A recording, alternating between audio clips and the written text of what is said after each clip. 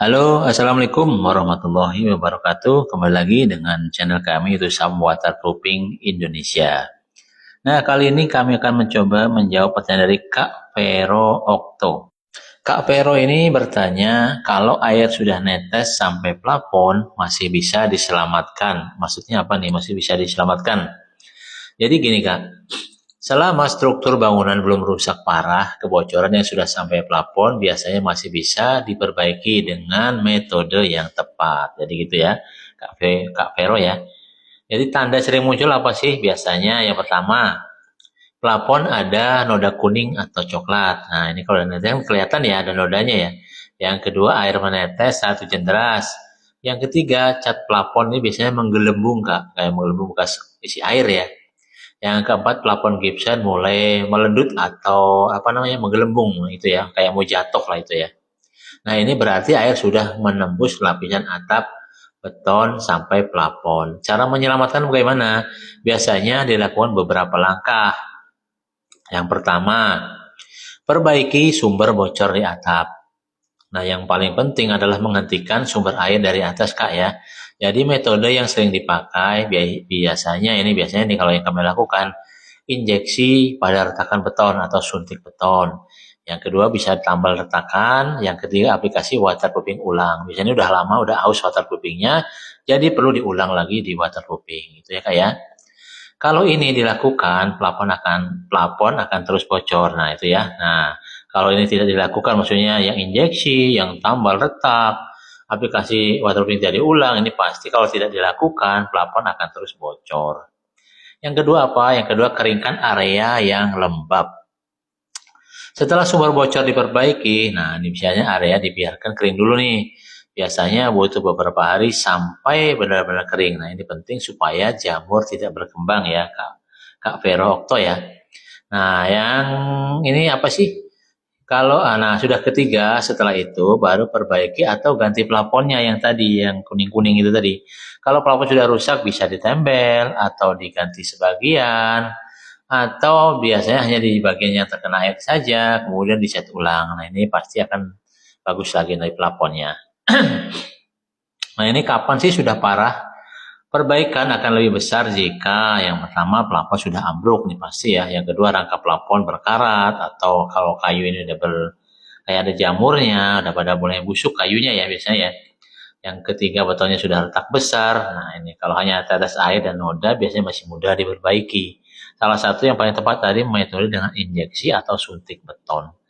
Kesimpulannya apa? Kesimpulannya walaupun air sudah menetes sampai plafon, kebocoran masih bisa diselamatkan asal sumber bocornya diperbaiki terlebih dahulu dari bagian atap, entah itu bagian atap atau bagian daknya atau bagian dindingnya, nah, itu ya kayak yang penting tadi yang solusi paling tepat itu diinjeksi atau disuntik beton, itu ya Kak Vero. Semoga jawabannya dapat membantu. Baik, di sini akan kami ulang ya. Apa sih sebenarnya waterproofing itu?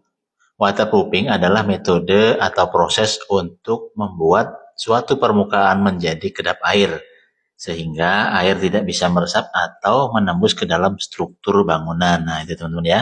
Biasanya waterproofing digunakan pada bagian bangunan yang sering terkena air atau hujan.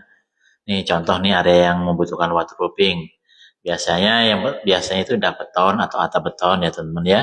Dinding gedung atau dinding rumah atau lain-lain lah ya. Nah, bagian dak ini biasanya bagian ini paling sering bocor karena terkena hujan dan panas setiap hari tanpa waterproofing, air bisa meresap lewat retakan rambut dan lain-lain. Ini untuk dak beton, atap beton maupun dinding ya, teman-teman ya. Nah, yang kedua apa saja sih yang membutuhkan waterproofing? Yang kedua itu kamar mandi. Nah, area shower dan lantai kamar mandi kan wajib nih dilapisi waterproofing supaya apa? Supaya air tidak merembes ke bawah dan menyebabkan plafon bocor. Nah, yang ketiga biasanya area apa aja sih yang butuh waterproofing? Nah, yang ketiga ini biasanya kolam renang, teman-teman. Jadi tanpa waterproofing, air kolam bisa meresap keluar dan menyebabkan keretakan struktur. Nah, itu dia ya. Jadi area mana aja yang perlu di waterproofing?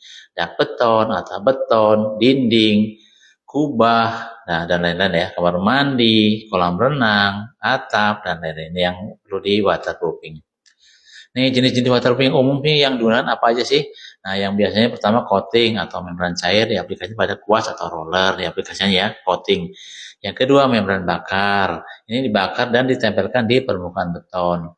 Yang ketiga integral waterproofing. Nah, ini dicampur langsung ke dalam adukan beton. Ini biasanya dicampur langsung ya teman-teman ya. Nah, yang keempat ini injeksi waterproofing. Nah, untuk mengatasi retakan yang sudah bocor.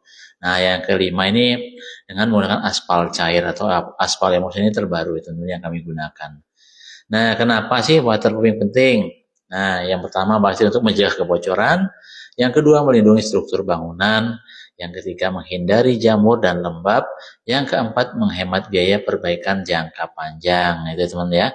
Kalau dijelaskan sederhana begini, waterproofing itu seperti jas hujan untuk bangunan, itu melindungi supaya tidak bocor. Nah, itu ya teman-teman ya.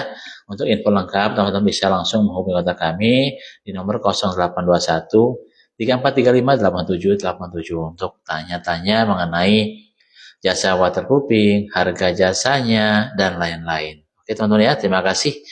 Sampai jumpa di video-video kami berikutnya. Wassalamualaikum warahmatullahi wabarakatuh.